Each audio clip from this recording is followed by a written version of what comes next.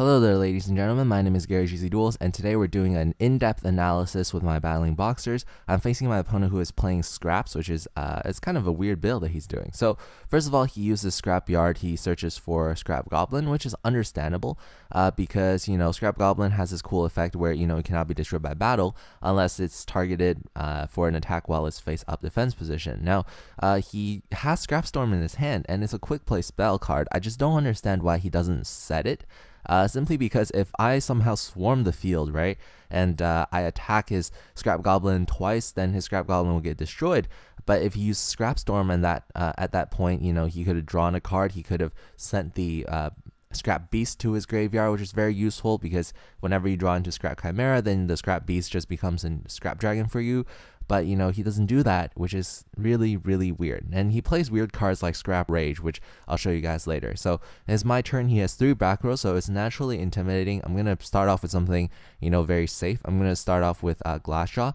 Notice how I attack right here instead of going into a Sparrer, because when you special summon out Sparrer, notice guys, you cannot conduct your battle phase for the rest of this turn. So what it means is if you can attack with this first and then special summon out Sparrer, is totally fine because you're not going to conduct the battle phase for the rest of this turn. So with that said, I attack with Glassjaw. Scrap Goblin's own effect won't allow it to be destroyed by battle if just, I attack it while it's face down. But my opponent decides to activate Scrap Rage, giving his Scrap Goblin 2000 defense. But the downside to this is it gets destroyed at the end of the battle phase. Plus, he doesn't set Scrap Storm, so his Goblin is just going to get destroyed. He loses 2 cards on his side of the field, whereas I just lose 500 life points. I mean, it's really not worth it to do that. So he loses 2 cards, I lose 500. I special summon out Sparrer. He uses Torrential Tribute, which is totally fine because the effect of Glassjaw is so amazing that it allows me to bring back the Sparrer, which has been sent to the graveyard. So that's really cool. I get Sparrer back. I do have a Missile Space Typhoon, but I choose not to use it yet because first of all, through all of my plays, he did not interrupt me, so I didn't think it was anything really necessary for me to destroy right now. And then second of all, I can always have it next turn when I go for switch hitter. If he doesn't set anything new, I can use Missile Space Typhoon on that, and then I can just go off. Now he uses double Scrap Storm on one monster, which I didn't know you could do that, which is kind of cool. But he sends first of all Scrap Golem and then the Orthros, and he uses this the Scrap Searcher, and he sends it to the grave. He draws 2 cards, refreshes his hand, and he sets the back row. Now I choose to use Missile Space Typhoon because it's end phase and he cannot chain to it.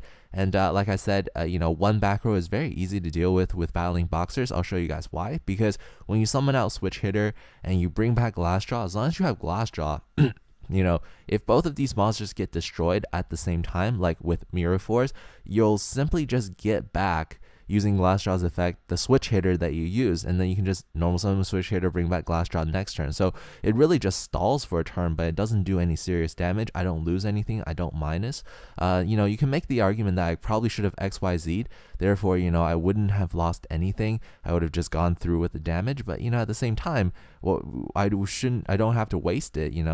But then some of you might be saying, look, you have XYZ block. It would have made made the play perfect. You would have made this XYZ block live. Sure, but it's not necessary. It's just I thought more damage was much better. So as you can see right here, he's going to use the Scrap Searchers effect to kind of like refresh his hand a little bit, get back his Orthros. I'm going to do exactly what I did. I'm going to use switch hitter. I'm going to special summon out Glassjaw. And then with this, I'm going to attack first with switch hitter because it has lower attack, and then 2000 attack to directly, and then I'm going to XYZ. As you can see, like I just lost a turn, but I really didn't lose anything precious, and I can still save this XYZ block. My leadyoke still has 2 materials, so it's more of a menace. So as you can see, it's not that bad. He summons out Scrap Orthros, which will special summon and destroy it. But I decided that I was going to use XYZ block simply because I didn't want him to have this tuner on the field. With this tuner on the field, when he gets back Scrap Searcher, he can get the Cataster and stuff like that. It's just not fun for me. So I decided I'm gonna use XYZ block. I destroy his Orthros, and then his Orthros, because it's destroyed, I gain 500. I gain 800 attack, but his Scrap Searcher is gonna come back. But right now he only has like a Scrap Searcher and a Scrap Hunter, which is just like normal monsters. They're not tuners, so he can't make a power play. The best that he could do is ditch Orthros into his graveyard. So alright, so it's my turn. I have a 3000 attack leadyoke, which is kind of amazing, and I just go for an attack because there's nothing I can do right now. I have a switch hitter in the grave. I don't have to do anything. I have ample protection, so if he activates an effect, I can use Phoenix Chain. If he attacks with a greater monster, I can remove it. I can destroy whatever monster he summons. So he summons out Chimera, and then he's want to use Chimera's effect to bring back a Scrap Goblin. Presumably he wants to go for a Black Rose. I'm going to use the Torrential Tribute, thereby destroying both of them, and I detach material, and as I detach material, I can get the effect of Glassjaw, sending Switch Hitter back to my hand. So I can use Switch Hitter again if I so choose, which is really, really cool. His Scrap Searcher comes back, which is no problem because, his Scrap Searcher will just be in defense. It will just be like a little shield for him, but it really doesn't matter since I can swarm the field with either one of these cards. What I decide to do is I'm going to summon out the Chameleon rather than the Switch Hitter. Okay, I'll tell you guys why. You might say, look, Chameleon summons out your Glassjaw in defense position, so if you go for a direct attack, straight attack, it won't be game. So it would have been a better play to summon out Switch Hitter, using Switch Hitter's effect, bring back Glassjaw in attack position, and then you can attack with Glassjaw directly, and you can attack with leadyoke directly. You would have won the game. But the thing about this is he hasn't used this card in his hand yet, so I really don't know what it is. It could be a Gorz, and it could mess up my play.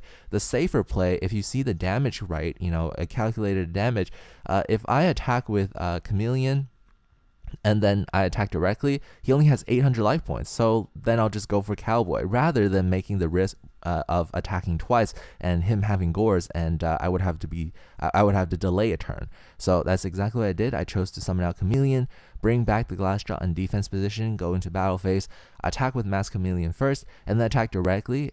If he drops Gorz right now, it would be totally fine because what I can do is main phase 2, go into Cowboy, burn him for the rest of the 800 damage, and I felt that this move was the better move. So I hope you agree with me. I hope that this in-depth analysis was informational and entertaining at the same time. This is gzduel signing out.